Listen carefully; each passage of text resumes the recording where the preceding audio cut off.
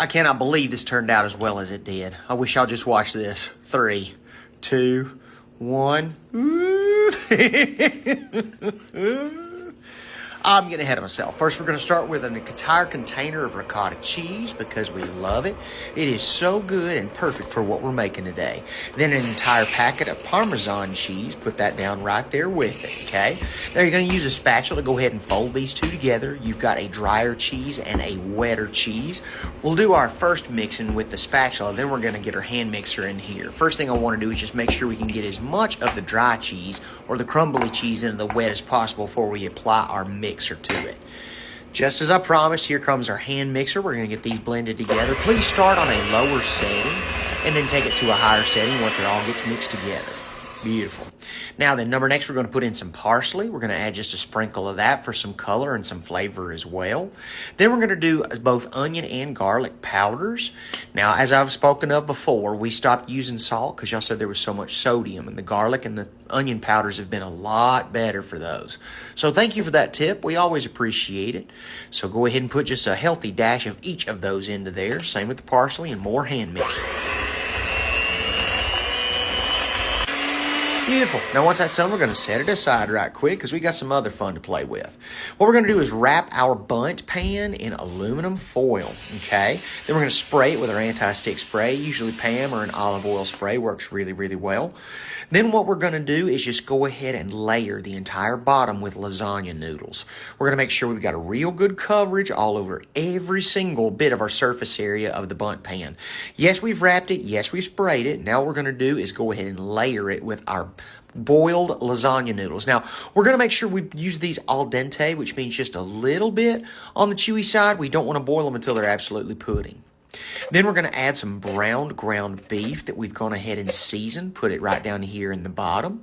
Then we're going to add just a little bit of our pasta sauce. You can use marinara, bolognese, whatever it is you want to do. Can or jar is fine.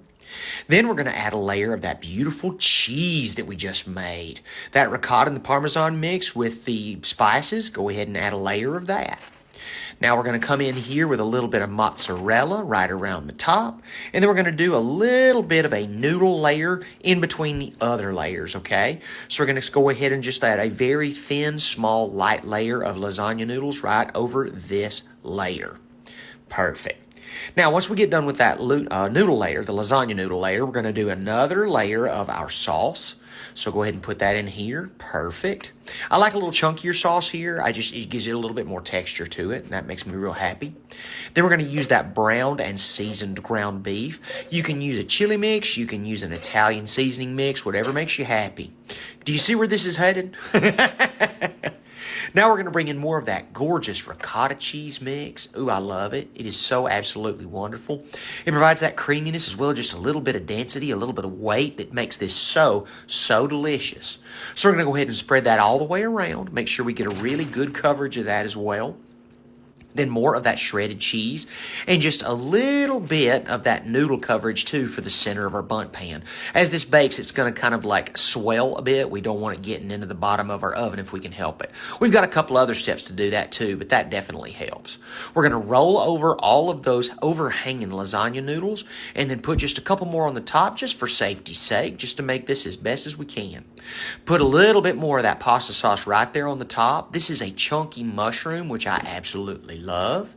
Now we're going to get our bacon sheet out and put this right on top because Lord knows we don't want any of this spilling out into the oven. A little bit more of that pasta sauce. We've got our oven set to 400 degrees and it's going to stay in there real close to an hour. Just keep an eyeball on it, okay? The sauce is going to help those noodles on the top from getting too well done. And so's this layer of cheese. Add a little bit of mozzarella right there on the top because y'all know we are never stingy with the cheese around here. So pop her in for 400 degrees for about an hour, and I wish you'd look at that absolute gorgeousness. Now let's give her a flip just to see how good it came out. 1, 2, 3. Beautiful. Oh my God, I can't wait. Cannot wait. Please be careful. This thing can be absolutely nuclear hot, so as you're removing it, please be super careful or give it a minute to cool. Ta-da! Look at that, gorgeous. Oh my gosh. Peel that aluminum foil from the center there. You're also going to have that noodle at the bottom of that little reservoir of sauce. Get yourself a really sharp knife to cut through this. Give it just a second to cool down. It is going to be a little messy, y'all, so might as well just be ready for it. Now, you can use a spatula, but we used a cake server here just to make sure that we could get a serving out to show you just how gorgeous it turned out. Now, is this a cake? Is this lasagna? Shoot, yes, it's both. See, all of the above. Right, take two. So we're going to go ahead and take a slice of this out. You can top it with more cheese. You can put some more pasta sauce on the top, however you like to eat it. But my goodness, this thing feeds an army, and it is so, so good. I wish you'd look at that. Just perfect. Oh, my gosh. Serve this up, and everybody would be begging you for seconds. Yes, please. Me too.